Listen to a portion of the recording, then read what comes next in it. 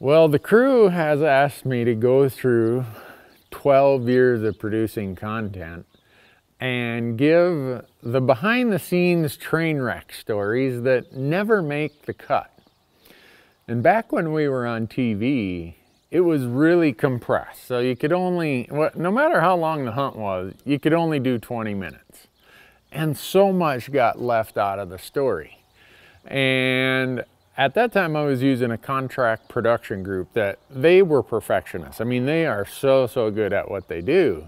They produced the Mountain Man show, a bunch of other shows, and they wanted everything to look a whole lot better than what might have been happening that day. This one was sort of a dream hunt. It was 2012.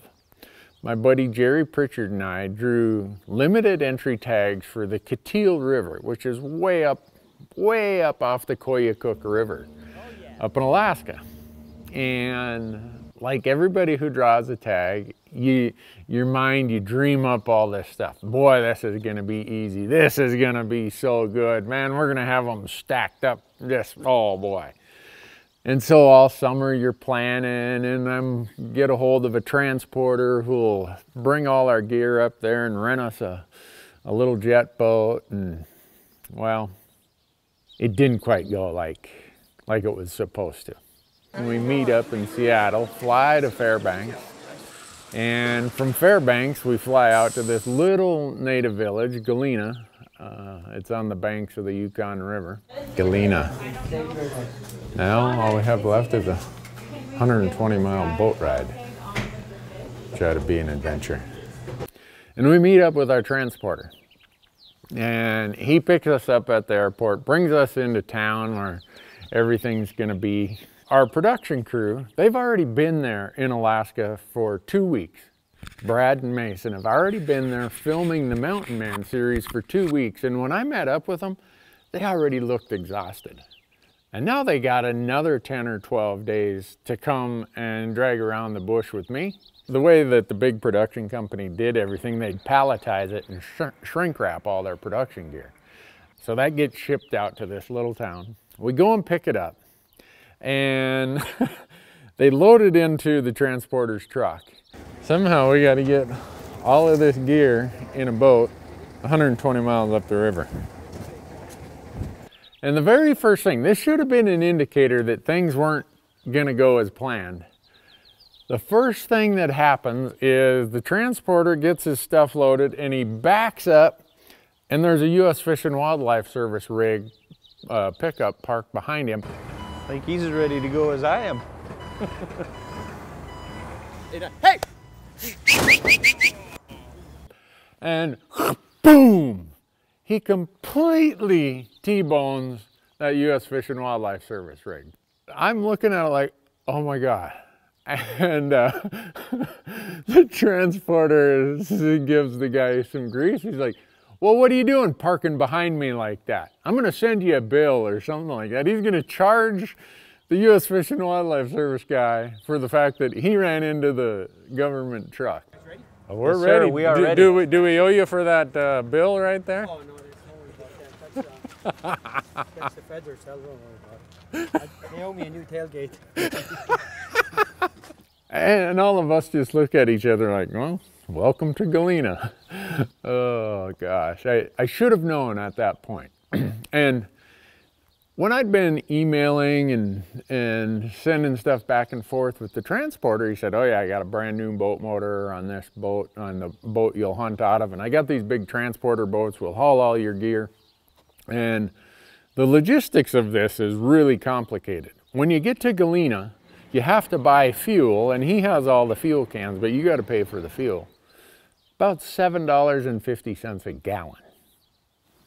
Welcome to the bush. So I don't know how many gallons we brought, but lots and lots, big drums of fuel. Because we're gonna be up there 10, 12, you never know how many days based on the weather. So we started loading the boat, and I'm looking at that, I'm like, that does not look like a brand new motor. And I asked him, I said, hey, I thought you said you had a brand new motor. Oh, well, we rebuilt it back to new. I've heard that story before. Growing up in northern Minnesota, my dad believed the best boat motor was the cheapest boat motor. So I have a lot of experience wrenching on boat motors, thanks to my dad. And little did I know how handy that would come in on this trip. I tell my wife I'm not handy. If she thinks I'm handy, she's gonna have me mowing grass and fixing the gutters and blah, blah, blah. I don't do that, I fish. Every camera crew I've ever had, I've told them, if you tell my wife I'm handy, that I can fix these kind of things, you're fired. So we leave Galena, we go down the Yukon River to where the Koyukuk dumps in. And then you hang a right and you go north up the Koyukuk. And we get about halfway up the Koyukuk to where we'd turn off and go west on the Kateel. And all of a sudden, the transporter, he pulls over. So we're in the big cargo boat. He's got one of his hands there, one of his guys, driving the little jet boat that we'll hunt out of. Well, the little jet boat with the rebuilt motor ain't cutting it. We have to stop, and he's wrenching on it over there. And there's a lot of cussing and a lot of carrying on. I'm like, uh-oh. This is not good. This is what we're supposed to hunt out of for the next 10 days. Well, these guys who live out in the bush, they're some of the most handy MacGyver, fix it with anything kind of people. And he had it up and running. One flaw in my planning is I did not realize that residents would expend that much energy to go that far to moose hunt. But they did.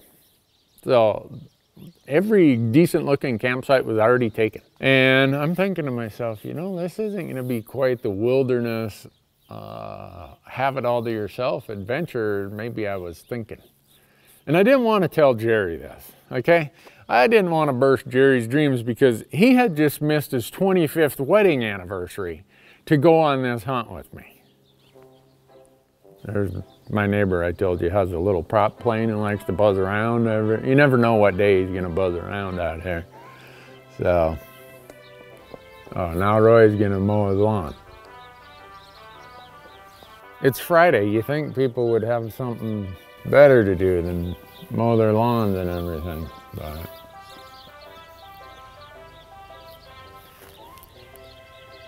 you gotta be me. Oh well. Off we go.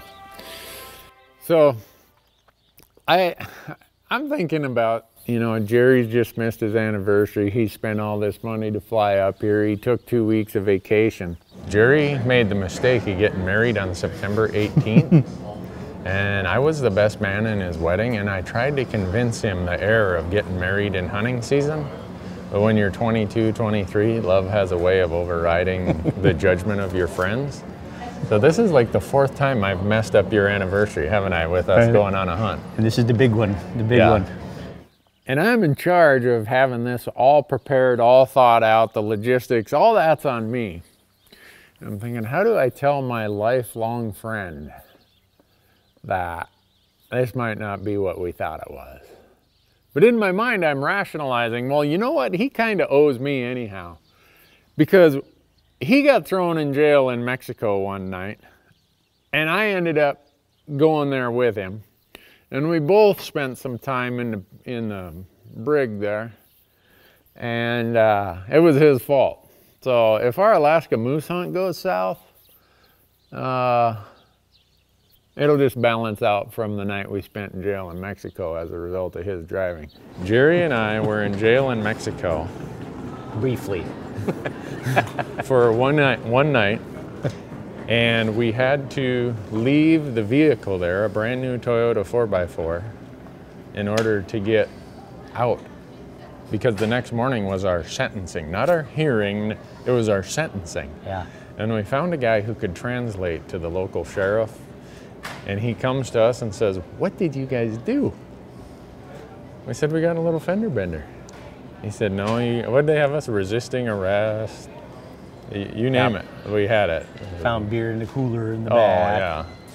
Oh, yeah. That guy was an experienced veteran of Mexico trips. He said, "I've never seen anyone in as much trouble as you guys are. You need to come clean with what you did." And we told him, "Oh, the fender bender." So his recommendation was that we leave the truck there for the sheriff that night and we just leave. We head back to the States. And we went north. And we went north. However long I live, I would live 10 years longer if not for that event. That was the last time I was speechless, especially when you said you can't have a phone call here. Yeah, they all laughed. Jerry says, I want my one phone call, and all the people in all the officers and deputies in uniform erupted in laughter at the same time. What kind of a request is that? Yeah. You don't understand, young man. Yeah, and the mistake we made is we were in mostly rural Mexico. We weren't in Acapulco or Cabo or someplace like that. So, needless to say, you will never see Randy Newberg hunting in Mexico again. If you go to the post office in Mexico, I'm on those little signs for the most wanted guy. You won't have to worry about me going with either, if he does go. No, there's not enough money or big enough animals to get me to Mexico. Anyhow, it's already, I mean, we're just getting there and it's already starting to be a little bit discomforting.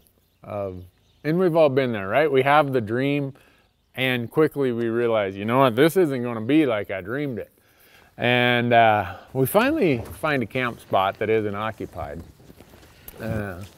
Set up shop, load all of our gear out of the big cargo boat. The camera guys brought more stuff. We almost needed an extra barge to get all their camera gear up there. They're bringing things in these big Pelican cases. Camera gear. Whose idea was it to film this? I'm thinking to myself, where are we gonna stash all their gear when it starts raining? We didn't bring enough tarps and stuff to take care of all their stuff. Well, we get set up and all of a sudden boats are buzzing by us like crazy. I mean, you could have sold beer and cigarettes there and made a small fortune with the amount of traffic going by. We were there a week earlier than I would have liked because we just scheduling of everything. And we were gonna have to miss what's the peak part of the rut. And the biologist tells me, well, the moose spend the summer up in the higher country, and when the rut happens, they start coming down towards the rivers and the creeks. That's where the cows are, so the bulls start coming down there. And so in my infinite wisdom, I'm thinking, all right, we'll just have to go kind of up in some of the higher country and find those bulls. Well, I should know better. I've spent so much time in Alaska. My grandparents live there. And I know how thick it is and how terrible it is to try to crawl through that alder brush. But enthusiasm has the best of me that first day. I tell Jerry, we got to get up on that knob. We get up on that big old knob there, we'll be able to overlook everything. About 3 hours later, with two camera guys telling me they're about ready to quit because they're dragging camera gear through all these alders. Randy has totally led us into a mess of aspens. You can barely walk through them. So, looking for the high country. And there's cables getting pulled off and audio getting torn up. And you can't see anything. We get up to the top of that knob and it's still so thick with brush you can't see 10 yards. And we can't see any more than we could when we were down on the riverbank. All right, scratch that plan. We decide we're gonna have to hunt from the river. We'll end up tying off the boat and we'll walk into all these sloughs, all these little creeks and stuff. Well, that worked okay that afternoon. And then the next morning, I get up, I'm like, well, better fire up the motor. Nope, nope, it's sputtering. I'm like, all right, I can tell it. I've been here before. These old junky motors must be the gas tank. Maybe I don't have the valve open. Open the valve, pump the bulb. No, it's still not getting gas. Can't even get any gas to come out the gas line. And I don't know if the camera crew even filmed this because they were so wore out and tired. I think they might have still been in their tent. And pull the hose clamp off the hose, pull the bulb apart. There's our problem. It got cold that night and I have an icicle that long. That's how much water was in the gas. There's a frozen piece of ice that long and as big around as my pinky plugging the fuel line. So I kind of squeeze it out and ploop, it pops out. And Jerry sees this big icicle come out of the fuel line. He's like, there's that much water in this gas? I'm like, yeah. We might have bought 100 gallons of fuel, but I think with that came about 20 gallons of water. And so I put everything back together, squeeze the bulb, choke the motor, boom, problem solved. Whew. Anyhow, the boat motor is warming up. We eat a little breakfast. We jump in the boat, and we're buzzing up and down the river and not seeing anything. Walking into all these places, calling. My calling must suck. I mean, I still have this as a souvenir. I bought this call. Whoa. Whoa. I practiced with it all summer, man. I'm like, all right, I'm gonna be the moose callingest dude in all of Alaska. All I can figure is my calling sucks. Because I just did a whole lot of playing the French horn there, and nothing happened. My buddies at Be The Decoy even made me this custom set of moose antlers. I flew this all the way to Alaska, and we'd just rake it on the trees. Jerry would be raking it on the trees, or I would, and calling, and we were just sure that Bullwinkle was coming by any minute, and we were gonna drop him right in his tracks. Well, Bullwinkle didn't get the memo. This went on for a couple days, and the weather is pretty nice for the first few days. My neighbor's about ready to fire up his lawnmower there. No matter what I do, I live out here, everyone's got 2 or 3 acres. That's the bad part about having retired neighbors. They all go to bed at about 6 o'clock at night, so it's quiet in the evening. And they're wonderful people. But if you try to get anything done around your house that requires audio and quiet during the day, they're up mowing lawns and blowing snow and whacking weeds at about 5 in the morning. And they do it all day long. I mean, I love those guys. They are just wonderful people, but damn it, I'm trying to record something here.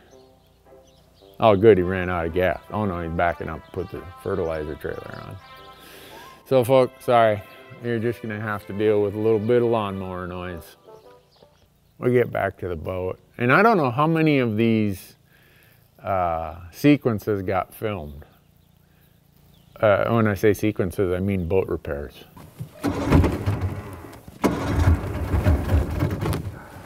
Great. But we get back to the boat and it's not starting. I mean, I gotta put so much primer, so much just gas to that thing to get it to finally start. And finally it starts. And I'm thinking to myself, you know what? It's a good thing we're 30 miles upriver instead of 30 miles downriver. Because we can't paddle this 17-foot boat with 4 of us up the Kateel River. So I told Jerry, I said, you know what this means? He said, yeah, I think we're pretty much relegated to hunting upriver. That way if things go horse on us, we can float downstream. I'm like, yep, that's pretty much it. So all the downstream stuff and all the tributaries just got crossed off the map due to our discomfort of the reliability of the boat motor. But that's how hunting goes, right? What do you do? So the next day, we think, all right, let's go buzz way up this river. I mean, let's go as far as we can go. We're not gonna encounter any people up there. We're gonna go so far. Nope, more camps, more camps. Come around a bend in the river, and there's a bull laying there right on the beach. Someone must have tipped him over, right, just floating down the river or something. I mean, this thing, he's barely out of the water, and he's all gutted and stiffened up. We keep buzzing up the river while we go around the corner, and there's a camp probably a mile from that dead moose, so I figure it must have been them. We keep going and going. Again, the same old story. Don't see any moose, don't see any moose. But we kill the motor, and I told the guys, we're just gonna float down the river, and I'm gonna use the oar to kind of move us back and forth, because the channel of the river now isn't that wide. I'm just gonna kind of guide us along. And I'm gonna call and we're gonna listen. Well, anyone who knows me knows that grouse are a serious distraction for me. And for whatever reason, about 11 in the morning, every sandbar had spruce grouse on it. And we did have a shotgun with us. If you ever want to turn momentum in your favor on an elk hunt or a moose hunt, just shoot a few grouse and realize how lucky we are to live in a place that has abundant forest chickens running around. And they're the best damn eating things. Even though a spruce grouse is considered the lowest table fare on the entire grouse profile, is still way better than mountain house. So we go back to the camp that night with a couple of spruce grouse and I cook them up. And all of a sudden the camera guys pronounced to the world, we're shooting every grouse we see from here on out. No crap. At least we shot some grouse. We're making progress. Have yet to see a moose other than the dead one on the beach, and I think we saw a young one swimming in, you know, just a little bowl about 30 inches wide. He couldn't even get up out of the river, I don't think. He was an inexperienced dude. So the next evening, I think it was, we jump in the boat and we go up one of these big long tributaries and we get up there. And you know what I'm gonna say, right? Boat motor breaks down again.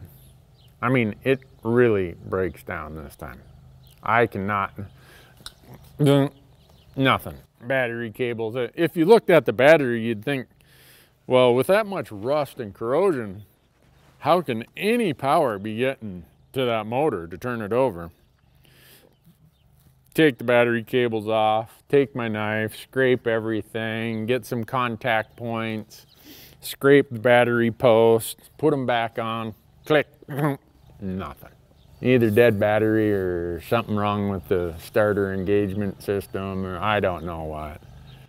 But I've had to pull start an awful lot of electric start motors before.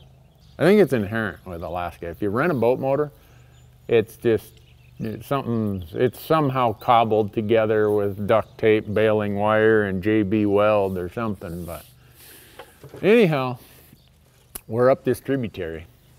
And nothing, I mean, it's evening now. We've spent our day again calling and carrying on and haven't, no moose. And this thing isn't gonna start this time.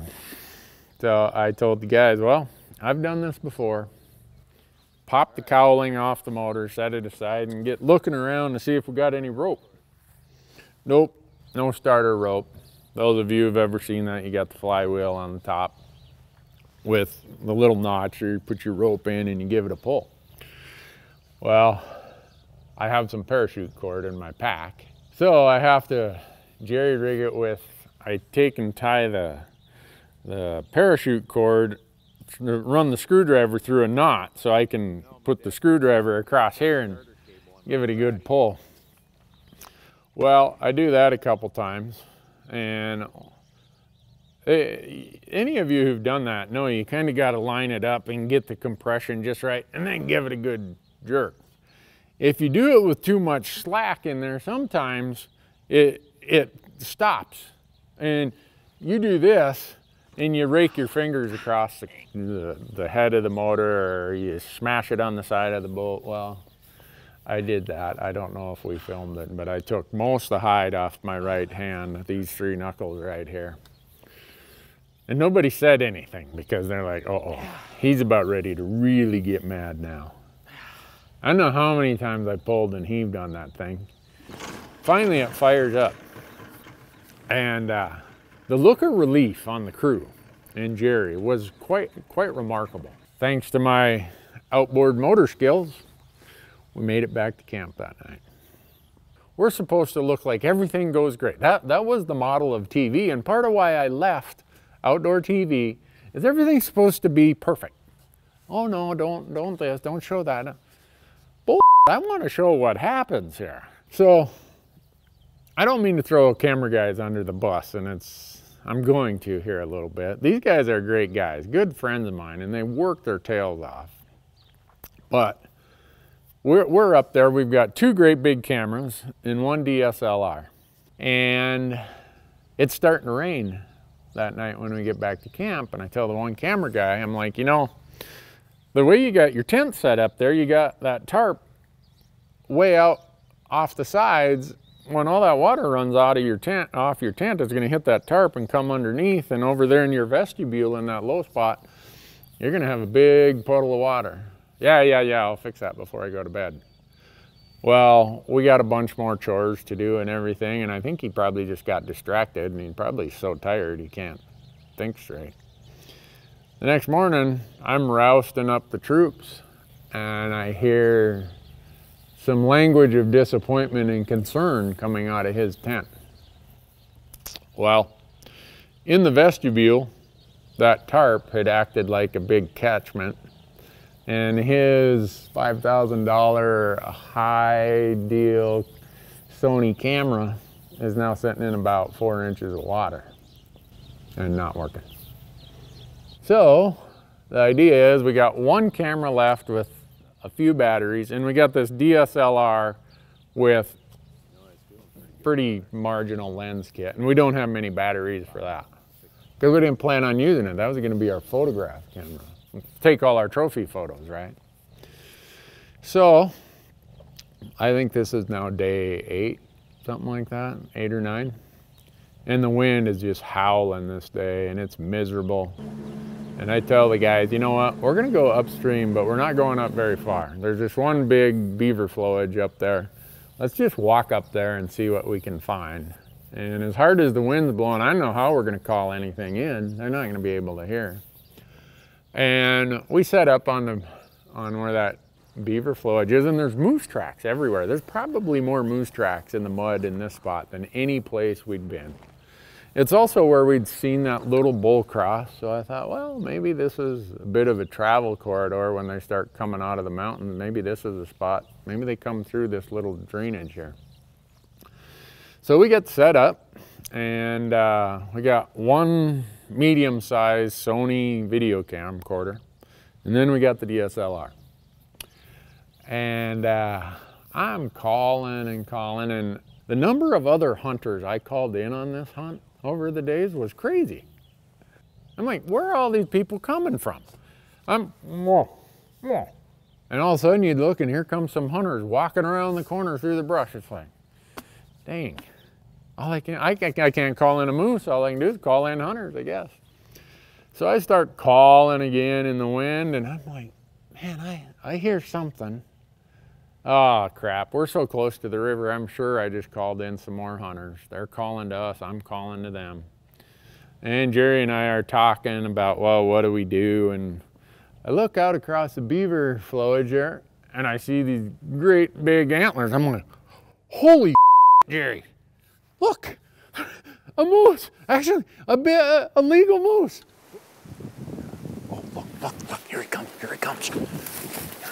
Believe it or not, there's actually a legal moose here. Well, it's the proverbial fire drill.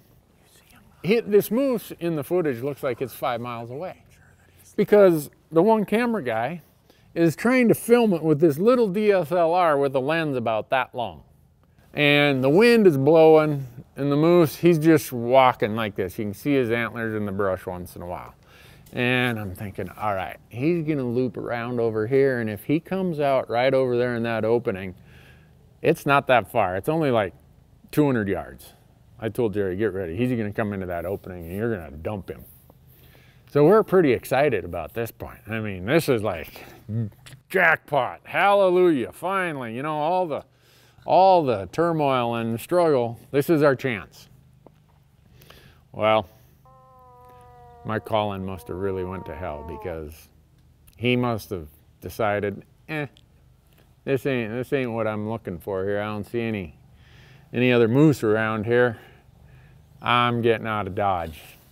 So we watched him go into this big patch of brush and timber and never saw him again. He never came out into the next opening where I thought Jerry'd have a shot.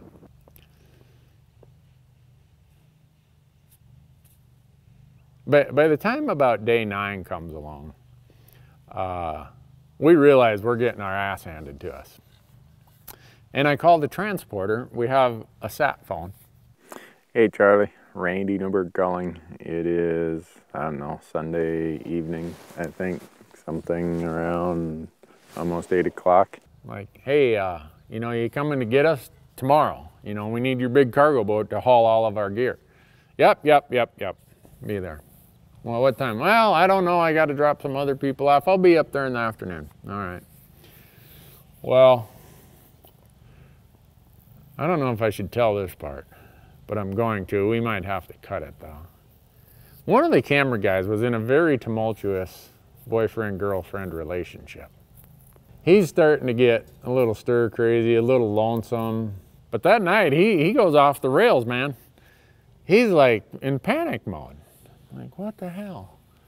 He grabs the sat phone and he's over there talking and jabbering on that sat phone all night long. I'm like, no, wait a second, we're out in the middle of the bush here. This is before anyone ever had an inReach or anything. And if we got to communicate with the transporter, we need that sat phone. So I wake up and I grab the sat phone and there's about a half a bar of power left. Like, you got to be me. It says, you have 3 minutes remaining. Like, unbelievable.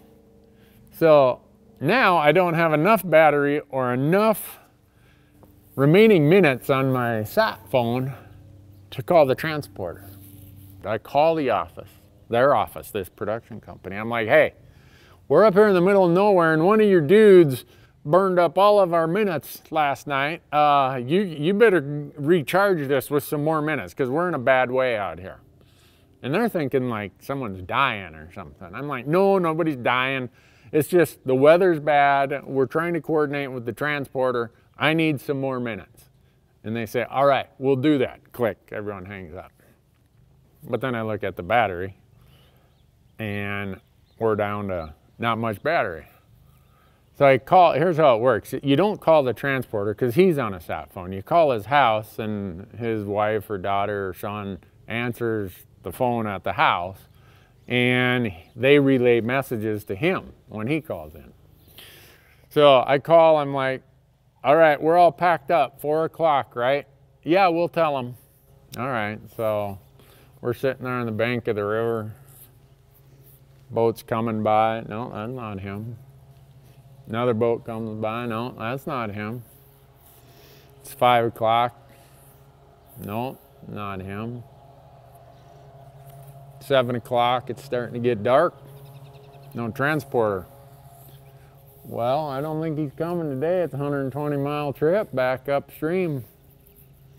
I don't think he's coming today. Well, the camera guy, who's, you know, it's like some soap opera, As the World Turns or something. Now he's really in panic mode because this means we're missing our flights out of Galena and we're going to have to reschedule our flights from Fairbanks.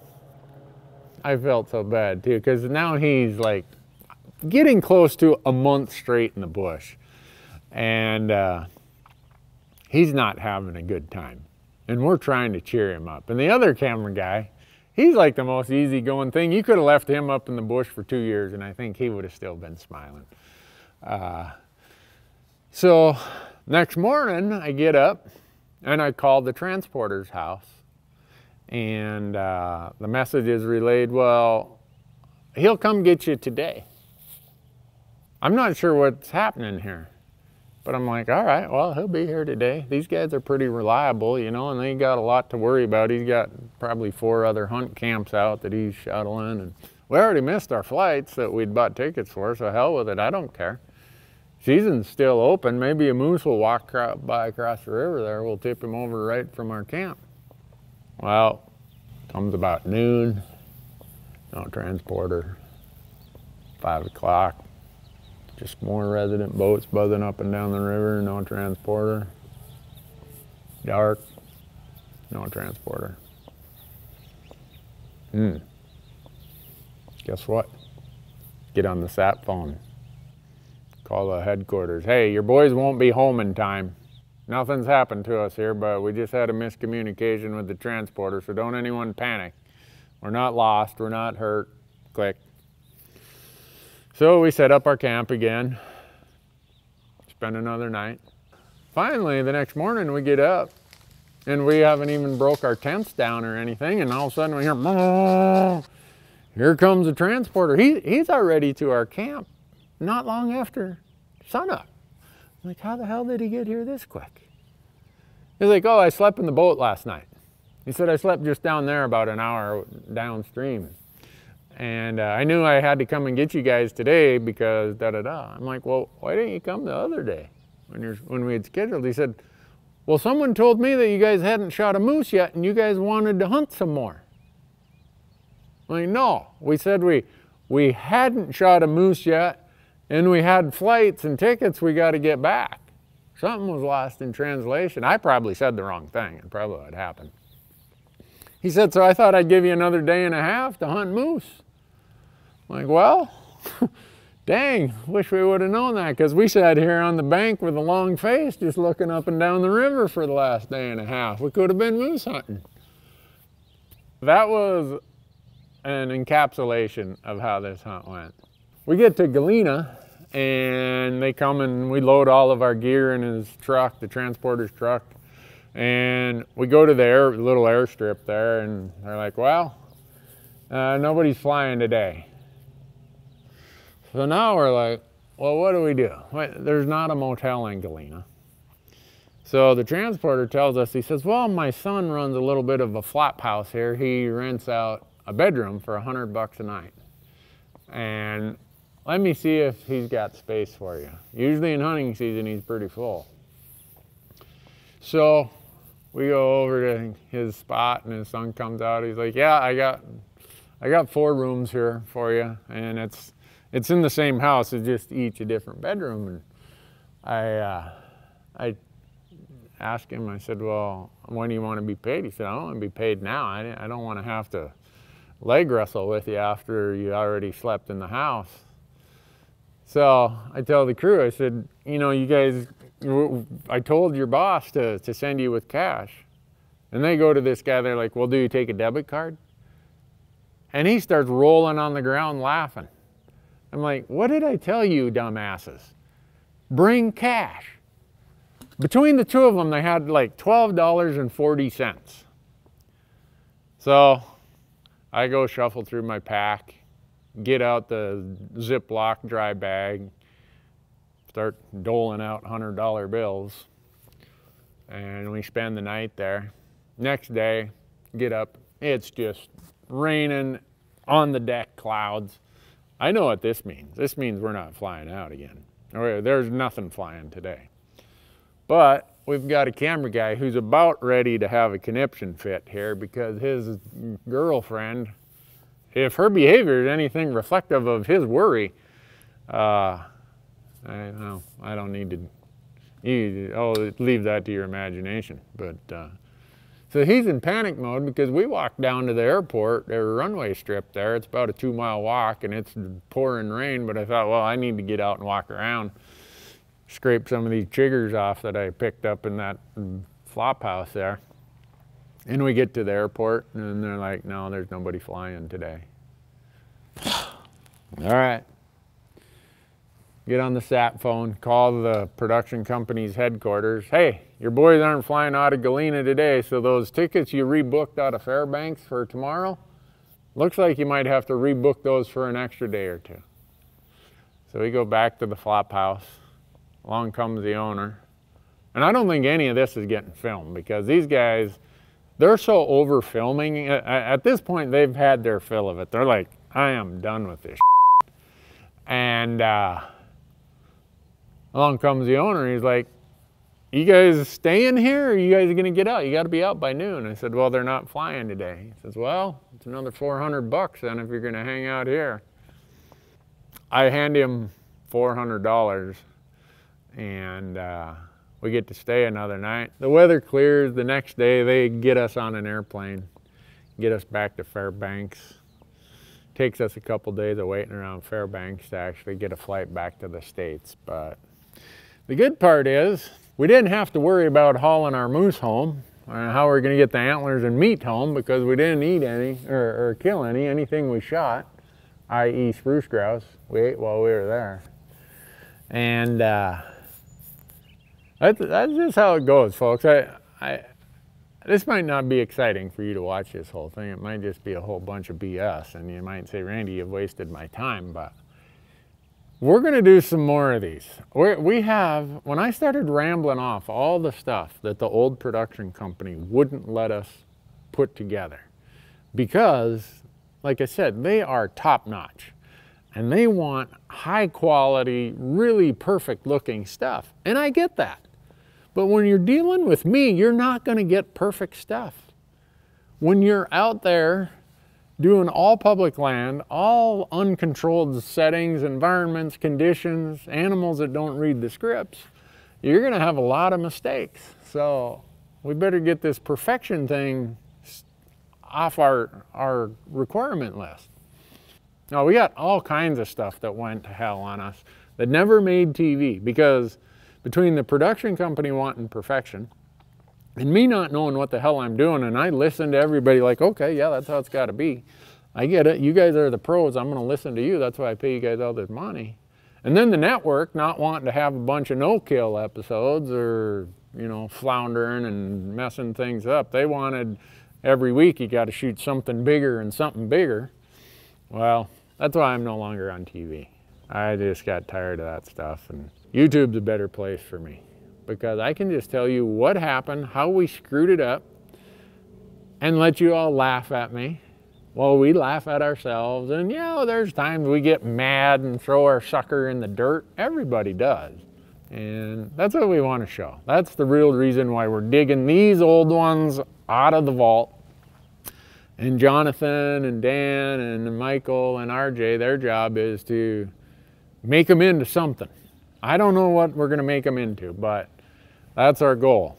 And hopefully you'll watch these, and if nothing else, because you're bored, you'll laugh when you see what a calamity, what a series of jokes and mistakes I can make in the course of a hunt. And remember, when all else fails, blame the camera guy. I appreciate you following along, folks. This is the first experiment, the first run at this. I don't know if it's going to work, but this is how things happen for us. And we'll edit this one, see if it's coherent even in the slightest respect. And if it is, we'll throw it up on YouTube. And if anybody watches it, which may not happen, we'll do another one. So thanks for being here. Stay well.